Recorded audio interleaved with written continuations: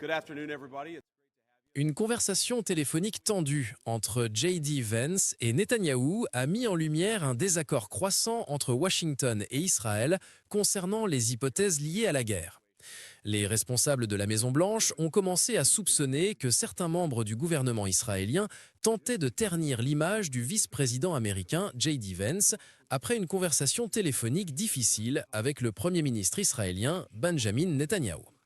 Au cours de la conversation, Vance a mentionné que certaines des prévisions des Netanyahou concernant la guerre étaient très optimistes, notamment en ce qui concerne la possibilité d'un soulèvement populaire pour renverser le régime, selon une source israélienne et une source américaine, écrit Axios.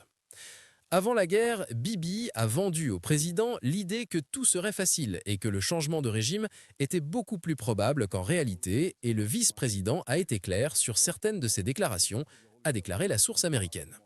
Un jour après la conversation téléphonique, un journal israélien de droite appartenant à la grande donatrice du Parti républicain, Myriam Adelson, a rapporté que Vance avait crié à Netanyahou au sujet de la violence des colons contre les Palestiniens en Cisjordanie.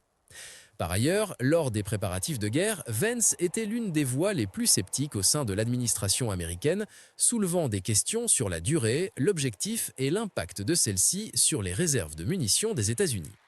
Cependant, après que le président américain, Donald Trump, ait décidé d'entrer en guerre, Vance a soutenu l'utilisation de la force extraordinaire pour obtenir la victoire le plus rapidement possible.